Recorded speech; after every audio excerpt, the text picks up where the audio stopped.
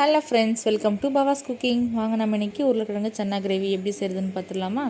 ஒரு ப்ரெஷர் குக்கரில் 8 மணி நேரம் ஊற வச்சு 150 கிராம் வெள்ளை கொண்ட கடலை, 4 உருளைக்கிழங்கு தோல் ஆட் பண்ணிக்கோங்க. அது கூடவே 3 கிராம்பு, ஒரு துண்டு பட்டை, 2 ஏலக்காய், 1/4 ஸ்பூன் மஞ்சள் தூள், தேவையான அளவு கல் உப்பு, 1.5 கிளாஸ் தண்ணி ஊற்றி 3 விசில் வர வரைக்கும் ப்ரெஷர் குக் பண்ணி எடுத்துக்கோங்க.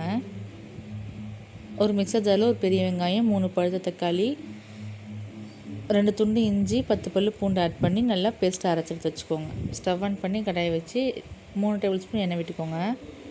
எண்ணெய் சூடானதுக்கப்புறமா சோம்பு போட்டு பொரிஞ்சோடனே ஒரு பெரிய வெங்காயம், 2 பச்சை மிளகாய் ஆட் பண்ணிக்கோங்க. வெங்காயம் நல்லா கண்ணாடி பதம் வந்தோடனே நம்ம அரைச்சி வச்சுருக்க வெங்காயம் தக்காளி பேஸ்ட்டை ஆட் பண்ணிக்கலாம்.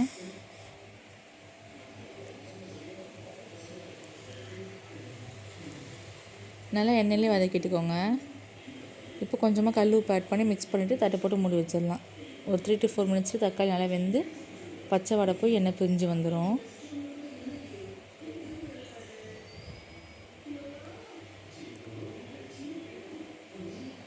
இந்த ஸ்டேஜில் 1.5 டேபிள் ஸ்பூன் குழம்பு மிளகாய் தூள், 1/2 ஸ்பூன் தனி மிளகாய் தூள், 1/4 டேபிள் ஸ்பூன் மஞ்சள் தூள், 1 ஸ்பூன் கரம் மசாலா எல்லாத்தையும் ஆட் பண்ணி பச்சை வடை போக அந்த கிரேவியோடய மிக்ஸ் பண்ணி விட்டுக்கோங்க.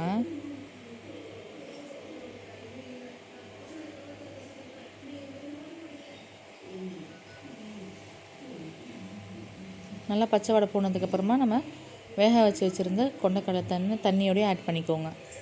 உருளைக்கிழங்க மசிச்சு ஆட் பண்ணிக்கோங்க. நல்லா ஒரு மிக்ஸ் பண்ணிவிட்டு ஒரு கொத்து கருவேப்பிலை, கொஞ்சமாக புதினா கொத்தமல்லி ஆட் பண்ணி மிக்ஸ் பண்ணிவிட்டு ஒரு 5 மினிட்ஸ் சிம்மில் வச்சு வேக விடுங்க. நல்லா கொதிஞ்சு எண்ணெய் பிரிஞ்சு வரும்.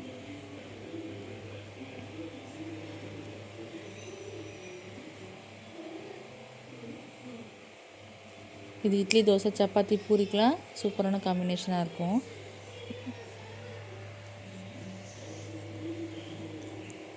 ஒரு 5 மினிட்ஸில் பார்த்தோன்னா நம்மளை நல்லா எண்ணெய் பிரிஞ்சு நல்லா வெந்து வந்திருக்கும். இந்த ஸ்டேஜில் 1/4 டேபிள் ஸ்பூன் சோம்பு, 1/4 மூடி தேங்காய் நல்லா பேஸ்ட்டாக அரைச்சிக்கோங்க. அரைச்சி இப்போ அதில் இந்த கிரேவியோடு ஆட் பண்ணிக்கோங்க.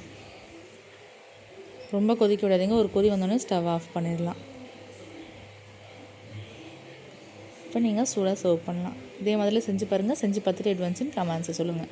இந்த வீடியோ பிடிச்சிருந்துச்சுன்னா லைக் பண்ணுங்கள், ஷேர் பண்ணுங்கள், கமெண்ட் பண்ணுங்கள், மறக்காமல் சப்ஸ்கிரைப் பண்ணிக்கோங்க. ஃப்ரெண்ட்ஸ் அண்ட் ஃபேமிலிக்கு ஷேர் பண்ணி விடுங்க. தேங்க்ஸ் ஃபார் வாட்சிங்.